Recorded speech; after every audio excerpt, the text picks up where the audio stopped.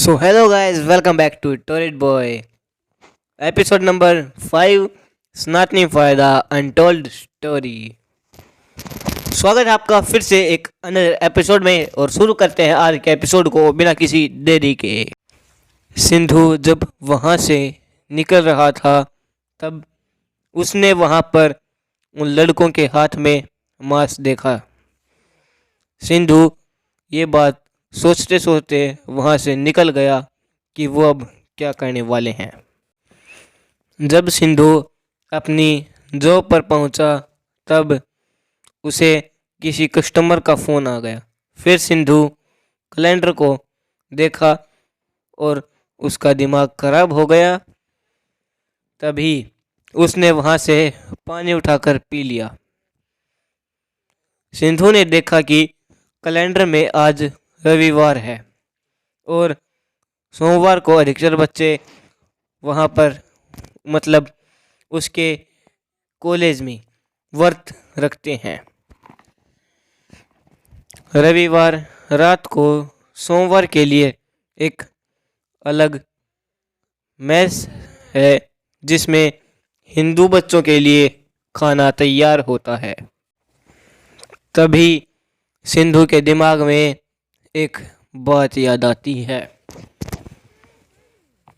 और उसका दिमाग सन्न रह जाता है। उसका दिमाग पूरा घूम जाता है और वो बिल्कुल पागल सा हो जाता है। तभी वहाँ पर उसका मालिक आ जाता है और उसने सिंधु को कहा, क्या बात है, इतने परेशान नज़र क्यों आ रहे हो? उसके मालिक का नाम मुन्ना था। वो थोड़ा शांत स्वभाव का आदमी था और सिंधु के लिए उसकी पसंद मतलब सिंधु उसके मालिक को पसंद था क्योंकि वो सिंधु कभी बेईमानी नहीं करता था। अरे नहीं मुन्ना जी, मुझे कोई परेशानी नहीं है, सिंधु मुन्ना से कहता है। अरे मुन्ना जी, ये लिस्ट आप सिन्नू को दे दीजिए, वो पैक कर देगा और होम डिलीवरी कर देगा। एक कस्टमर ने ऑर्डर किया है, ये लीजिए लिस्ट और मैंने इसके ऊपर सारा उसका एड्रेस सब कुछ लिख दिया है। जल्दी से ऑर्डर कर दीजिए, कुछ ही समय पहले फ़ोन आया उसका, ठीक है? सिंधु अपने मालिक से कहता है। सिंधु वहाँ पर काम करने वाले एक वर्कर जिसका नाम मोती था उसकी तरफ इशारा करता हुआ कहता है, ठीक है, वो तो मैं कर दूंगा, पर मैं तुम्हें एक और बताने वाला हूँ, मतलब एक बात बताने वाला हूँ। और सिंधु बड़ी क्यूरियोसिटी और चाह के साथ अपने मालिक की तरफ देखने लगता है कि क्या बात बताने वाले हैं। वो क्या है कि कल तुम्हारी छुट्टी रहेगी।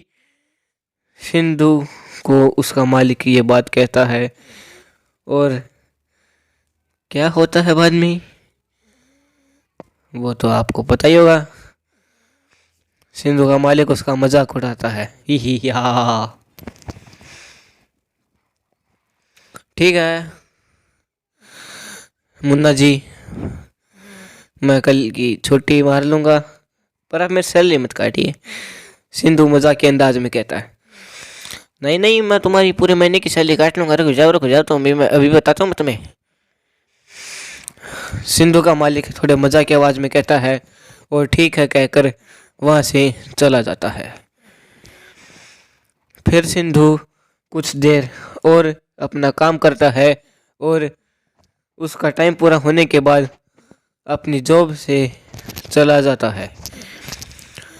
सिंधु शाम को एक शॉर्टकट रास्ते से जाता था जो कि एक सुनसान सड़क थी जहाँ पर हल्का अंधेरा था।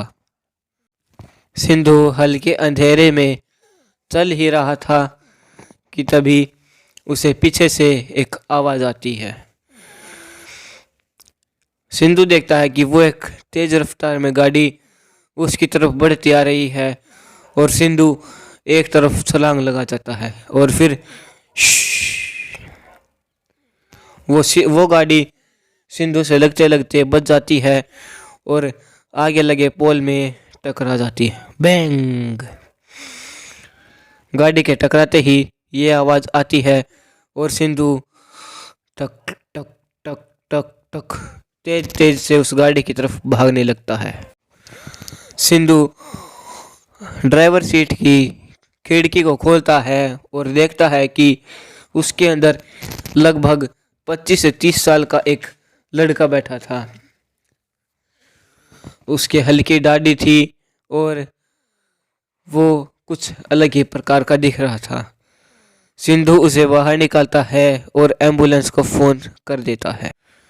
कुछ समय बाद एम्बुलेंस वहाँ पर आती है और फिर सिंधु को कुछ याद आता है और तभी वो अपना फ़ोन निकाल लेता है।